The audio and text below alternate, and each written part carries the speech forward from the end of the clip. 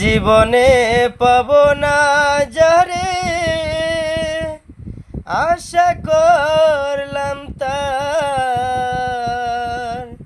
নিজেই তো নিজের প্রতি করলাম অবিচার। আমি নিজেই তো নিজের প্রতি করলাম অবিচার।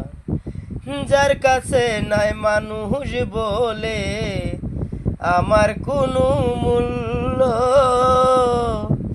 সারা জীবন বাসিব আমি স্বর্গ সমতুল্য।